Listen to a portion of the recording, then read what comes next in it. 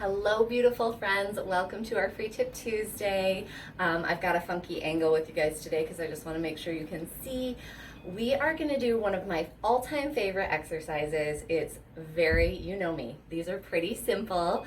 So it's a simple one. It's actually something that I incorporate into almost every live class that I teach. It's quick and it's really effective.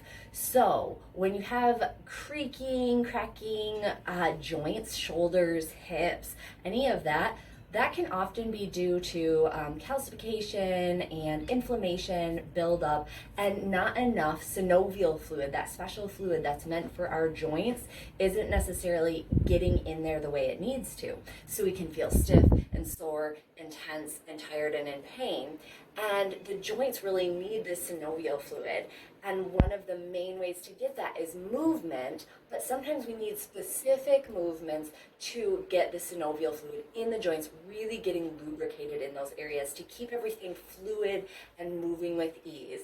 Now, if you come from a slightly conservative area like I do in the Midwestern Bible Belt or wherever you're from, a lot of the time, unless we are in a lot of like Latin American dance moves, or you do a lot of that type of like belly dance, rumba, salsa, bachata, those kinds of things, you're probably not getting enough of like these windy hip movements, right? This fluidity. We tend to be pretty linear and stiff and stuck. It's this part of this patriarchal society we're part of.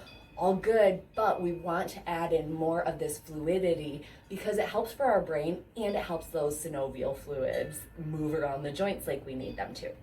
So one of the moves we're going to do is for the neck and shoulders, and it's called the shoulder-floss. You can do this with a yoga block, or you can do it with nothing at all. The block can help us to have something stationary to hang on to. You can also use something like a foam roller if it's a nice short half one, and it's just to give you a little bit of like something to lock in and give yourself some pressure to keep the arms locked, because your arms will fatigue, and so having something to squish can be really helpful, but you can do it with or without. So for this one, you're going to hold the hands out pretty much right directly in front, so you don't want them really down here. You'll still get some of the benefits, some of the juice, but we want them pretty level because this is also starting to bring the spine and shoulders into proper alignment. So for this, you want to stand nice and straight. You want to grip either side, so I'm pressing my hands in, and you can see what that does for my elbows. I'll kind of give you a lower so they're kind of disengaged, and when you press in, you get a little more engagement in the arm and shoulder muscles. So we're going to hold that up, and then we're going to go back and forth. So it's just this back and forth.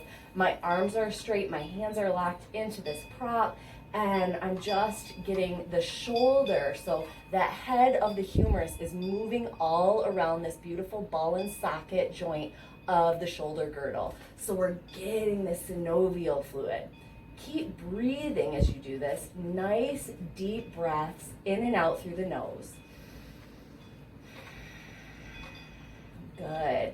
And notice what your head wants to do. Notice if your arms fatigue, it's okay. You can give yourself a little break. And then we're going to go again. I just want to show you guys from the other side. So same thing. We're just breathing and bringing the shoulders back and forth. Now you can do this for 30 seconds to 60 seconds. I would do it every day, once or twice a day. It's gonna build a lot of strength. It's going to naturally start to regulate your posture, and it's gonna get all that juicy goodness into that shoulder girdle where you need it. So if you have cracking and crunching up there, know that that's okay. It is something to pay attention to, but not something to be afraid of. If we have cracking, popping, grinding sounds in the joints, but we don't have pain coupled with it, there's actually nothing wrong. It's just something to pay attention to. And the more we do moves like this, the less that cracking, crunching, and popping will be.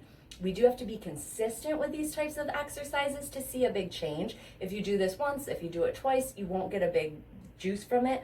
But If you do this every day, even if it's only for 10 to 30 seconds every day, then you're gonna get that synovial fluid moving. You'll start to loosen up any of that calcification and decrease the inflammation there so that the joints can move with more fluidity.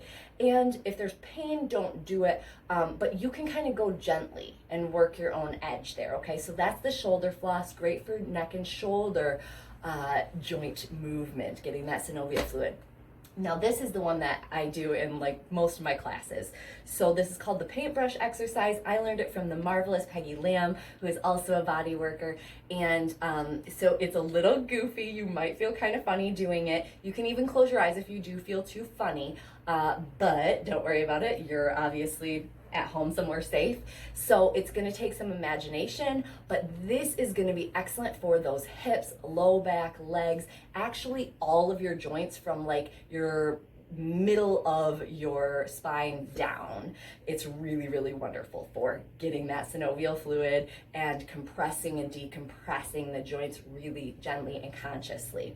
So you're going to imagine you have a paintbrush coming out from your belly button. So a paintbrush coming out from your belly button, and then you're going to write your name in cursive, write your first name in cursive with that belly button paintbrush. And if you have to close your eyes to do it, go ahead and do so. And again, keep breathing in and out through the nose as you do this. And you'll notice that your hips are moving in ways that they don't usually, but don't focus on that. Focus on the paintbrush. And then when you're done writing your name, I want you to do the same thing, but you're gonna write your name backwards with that paintbrush from the belly button. So go ahead, close the eyes and write your name backwards with the paintbrush. And you're writing your name in cursive, so you're getting all the loop-de-loos and swoops, and if you have T's to cross and I's to dot, you'll notice how fun your hips move. Okay, so that's one. The second part is we're going to imagine we have a paintbrush coming out from our pubic bone. So that bone right above your crotch, you're going to envision that you have a paintbrush coming out of there, and now you're going to write your last name in cursive, okay? So close your eyes, deep breaths in and out the nose, and write your last name in cursive with that pubic bone paintbrush, okay? And it's okay, you're just doing this for you, for your hips, to get all that good synovial fluid into your joints. I want to give you enough time in case you have a really wild last name, a long last name. If you have a short one, write it twice. Good. And you know the drill. Now we're going to do the same thing, pubic paintbrush, and we're going to write your last name backwards. So go ahead and write your last name backwards in cursive with that pubic paintbrush. And again, I want you to know some of the wonder that happens here is not only are you getting actions in your hips that you don't always get, but you're also activating both hemispheres of your brain. So the left and right hemispheres of the brain are engaged because you're doing this funky exercise. You're having to think about, how do I write my name backwards in cursive, what, and from this odd place of my body. So it stimulates and activates the entire brain. It's a whole brain exercise, and it's really wonderful for keeping away memory decline. So it keeps your cognition sharp because you're engaging all this part of your brain. You're building new neural pathways because you're learning something new. So I just love the neurology that's tied in with this one. Let's do one more. This time you can choose one or imagine both paintbrushes, and we're gonna just do an infinity symbol. So that figure 8, right? And you can feel and notice where your joints compensate. Notice where you're stiff. And it's not about judgment, it's just about starting to engage. You'll notice your knees and your ankles will engage, and we want to be able to do that, and we want to be able to do it with flat feet and with a heel elevating, and just notice. So this doesn't have to take very long, and you can go back and forth with that infinity symbol, but this is something that is so, so powerful for the brain and getting all that good, juicy synovial fluid into your joints that can feel stiff and crunchy and cracky. I hope you guys loved it. Let me know how it went for you. Was one harder than the other? Did you notice that your abs started to get tired, your shoulders? What did you feel? I can't wait to hear how it went for you. And enjoy. I hope it is as beautiful wherever you are today as it is for me. So much love to you. Be well, keep moving, and we'll talk soon. Feel free to like and subscribe. Talk soon. Mwah.